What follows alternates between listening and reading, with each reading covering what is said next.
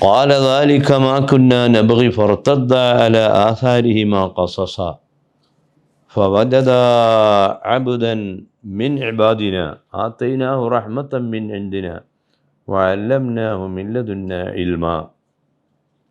പ്രിയപ്പെട്ട സഹോദരന്മാരെ, സുഹൃത്തുക്കളെ, സൂറത്തുൽ കഹ്ഫിൽ 65-ാമത്തെ 64-65 വാക്യങ്ങളാണ് ഇവിടെ ഓതിയിട്ടുള്ളത്.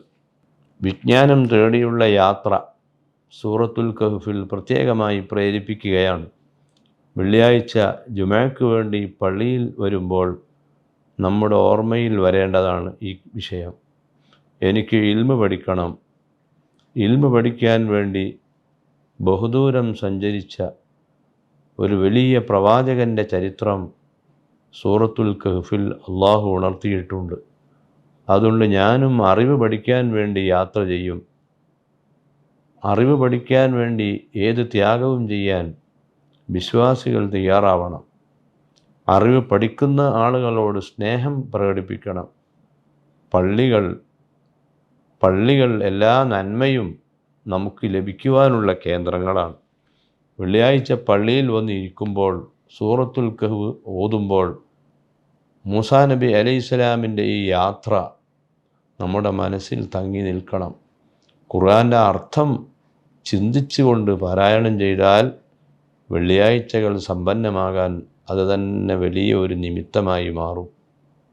ഇവിടെ മൂസാ നബി അലൈഹിസ്സലാം കൂടെ ഒരാളെയും കൊണ്ടുപോയി എന്ന് പറയുന്ന സ്ഥലത്ത് ആ കൂടെയുള്ള ആൾ മൂസാ നബി അലൈഹിസ്സലാമിൻ്റെ ആവശ്യങ്ങളൊക്കെ പൂർത്തിയാക്കി കൊടുക്കാൻ വേണ്ടിയുള്ള ആളാണ്. വേണമെങ്കിൽ അടിമ എന്ന് പറയാവുന്നതാണ്. പക്ഷേ കൂടെയുള്ള സെർവൻറ്റിനെ പറ്റി അടിമ എന്ന് പറയാതെ, ഒരുപക്ഷെ അടിമയാകാം, പക്ഷേ അവിടെ പറയേണ്ടത് ബോയ് എന്ന ശബ്ദമാണ്.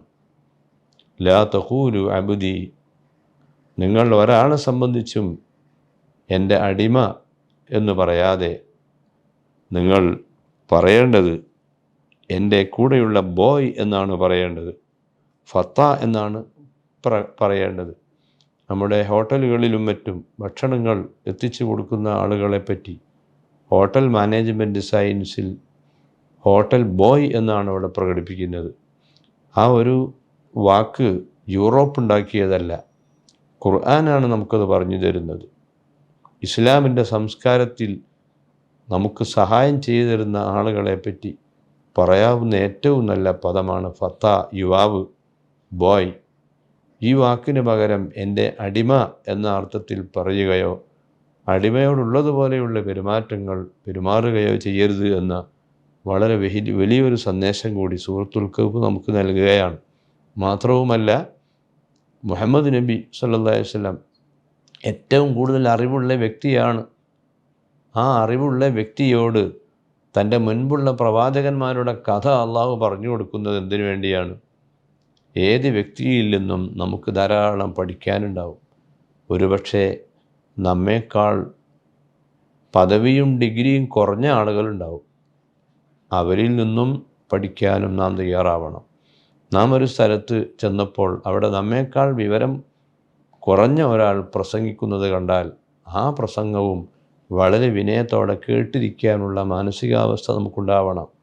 ആ പറയുന്ന ആൾ എന്നേക്കാൾ വിവരം കുറഞ്ഞവനാണ്, അതുകൊണ്ട് ഞാൻ ആ മജ്‌ലിസിൽ ഇരിക്കുകയില്ല എന്ന് പറയാൻ പാടില്ല. മറിച്ച് വിനയത്വമാണ് അവിടെയെല്ലാം പ്രകടമാകേണ്ടത്.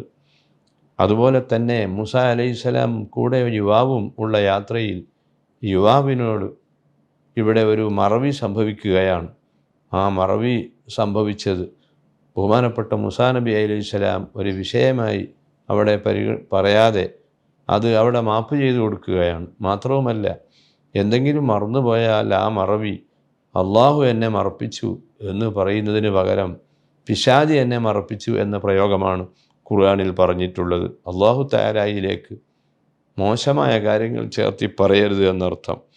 നമുക്കെന്തെങ്കിലും ഒരു മറവി സംഭവിച്ചാൽ അള്ളാഹു ആണ് എന്നെ മറപ്പിച്ചത് എന്ന് പറയുന്നതിന് പകരം ആ വിഷയത്തിൽ പിശാചാണ് എന്നെ മറപ്പിച്ചത്. പിശാച് എന്ന് പറഞ്ഞാൽ എൻ്റെ മനസ്സിൽ തന്നെയുള്ള വേണ്ടാത്ത ചില തോന്നലുകൾ എന്നും അതിനെ അർത്ഥമാക്കാം. ചുരുക്കത്തിൽ ഏറ്റവും കൂടുതൽ മര്യാദകൾ ഉൾക്കൊള്ളുന്ന പഠിപ്പിക്കുന്ന ഒരു സംഭവമാണ്. പരിശുദ്ധ ഖുർആനിലെ ഈ വാക്യങ്ങളെല്ലാം, പരിശുദ്ധ ഖുർആൻ്റെ ഓരോ വാക്യവും അങ്ങനെയാണ്. നമുക്കതിൽ നിന്ന് ധാരാളം പഠിക്കാനുണ്ടാകും. അതോടുകൂടി നമ്മളാകാൻ നന്നായി തീരും. ഖുർആൻ കൊണ്ട് നന്നാകാൻ നമുക്കെല്ലാവർക്കും അള്ളാഹു സന്ദർഭം നൽകട്ടെ. വസല്ലല്ലാഹു അലാ മുഹമ്മദ് വ ആലിഹി വസഹ്ബിഹി അജ്മഈൻ വൽഹംദുലില്ലാഹി റബ്ബിൽ ആലമീൻ.